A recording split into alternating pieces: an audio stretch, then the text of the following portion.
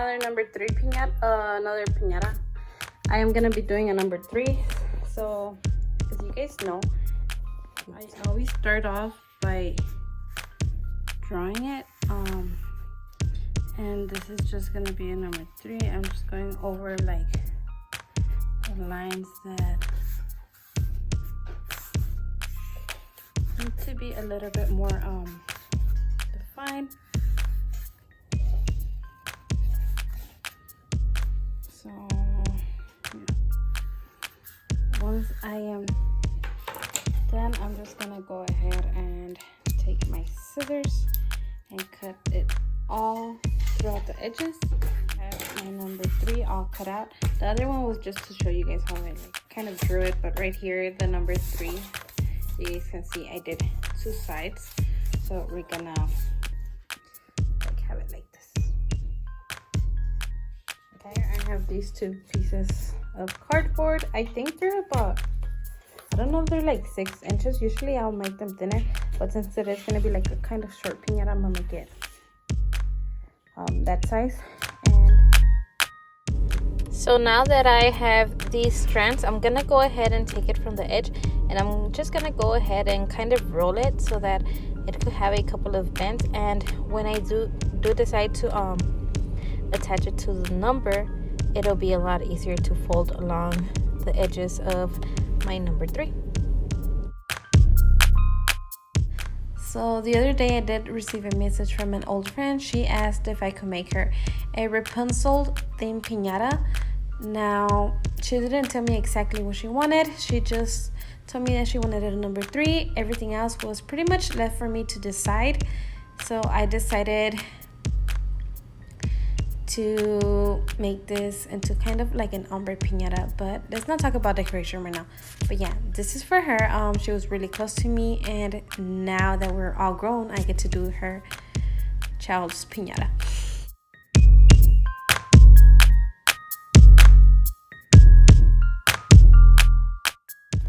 So right here, I am attaching a couple of pieces of tape, and I'm gonna use these so that when I attach the border, the edge of the piñata, it will stay in place and it'll be a lot easier. Sometimes, I don't know if you guys notice, there's times that I use hot glue and sometimes I'm gonna be using tape. That's just how I work. I don't really have a specific way. I kind of work with like the first thing that I see. But yeah, I'm just taking a couple of pieces of tape and attaching them all around. That way it'll be a little bit easier for me when attaching it. Right here, as you guys can see, I'm just going and putting this piece of cardboard along the edges. Now all there is left to do, is to pull up the tape and make sure that it stays in place.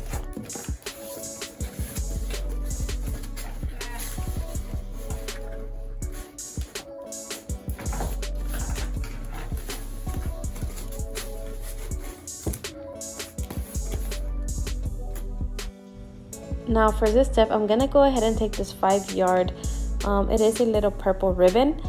I did purchase it from the Dollar Tree, and 5 yards is a lot, so it's really convenient. It's just $1, it's not expensive. But I'm just gonna go ahead and put it right through those 2 little holes that I punctured at the top of the piñata, and from there I'm gonna go ahead and bring it down and tie it.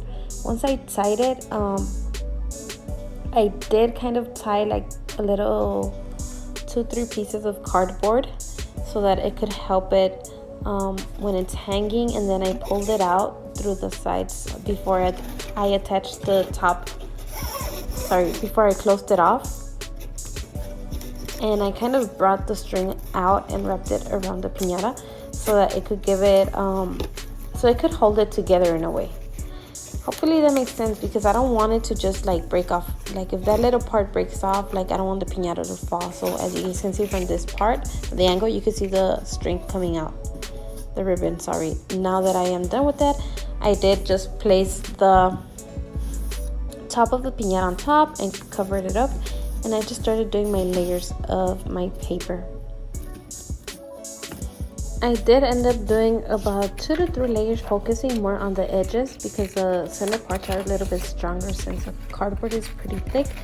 And once I set it out to dry, I started to work on the rest of it. So I did print out this Rapunzel image, and I'm just gonna go ahead and cut along the edges. I'm gonna be using this to decorate my piñata. And sometimes I do draw them, but since I was in such a rush, I just ended up printing an image that I really liked. I'm gonna go ahead and do kind of like an ombre for my decoration, and I'm gonna show you guys how I'm gonna cut the paper. So this one I already cut it in half. This is gonna be a lot faster. Then I'm going to do this.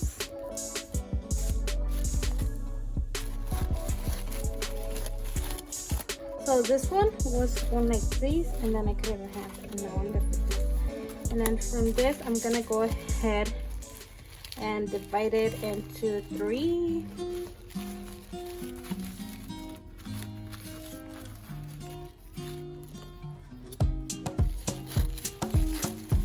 And I'm gonna do the same thing to all of my paper. I think this should be more than enough. I'm gonna show you guys. These are some of the papers that I've done. I've done just about 2 strands. This is what it's looking like. So I'm gonna go ahead and start working my way up. So I'm adding my engrudo, as you guys can see, right here. Then I'm gonna go ahead and take this paper, just make sure it's the shiny part on the front, just like that. And now with my finger, I'm just gonna go ahead and kind of like pull it.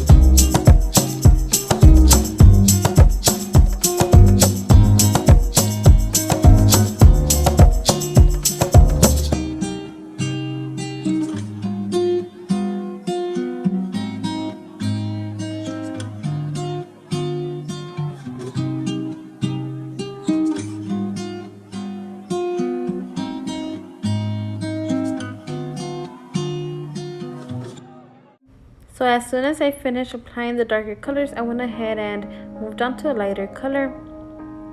I really like the way this method works, because sometimes you do the fringe, and since it was a girl piñata, I wanted it to have like a different feel to it. It is the first time that I have ever tried using this method when decorating piñatas, so I kind of figured it out while I was doing it. And I just didn't want it to be like too plain, since it was for a little girl. So basically all I did was just cut little strands of my tissue paper and pinched it. So yeah, get creative. If you don't like this, you can always do the roses or different type of ways. Not every piñata has to have the same type of like paper being attached to it. So after that I finished working with the paper, I did decide to go ahead and work on my details and all the finishing touches. So since Rapunzel is known for having very long hair, I decided to take 3 pieces of crepe paper and braid them together, and we're making her hair. Now these are some of the finishing touches that the piñata will have. I made those little roses, or flowers, sorry.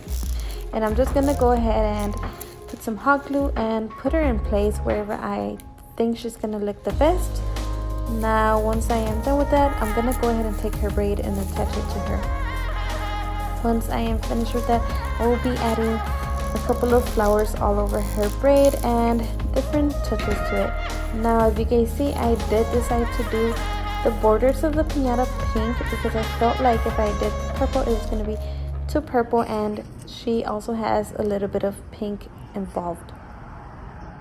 So this is what the piñata came out like. I also included the sun from Rapunzel, and I really like how it came out with her name up on the top, and the braid I think is just enough. It's not too overdone, and hopefully she likes it. Don't forget to comment down below what you think. Give this a video a thumbs up and subscribe if you haven't. See you guys next time. Thank you guys for all of the support.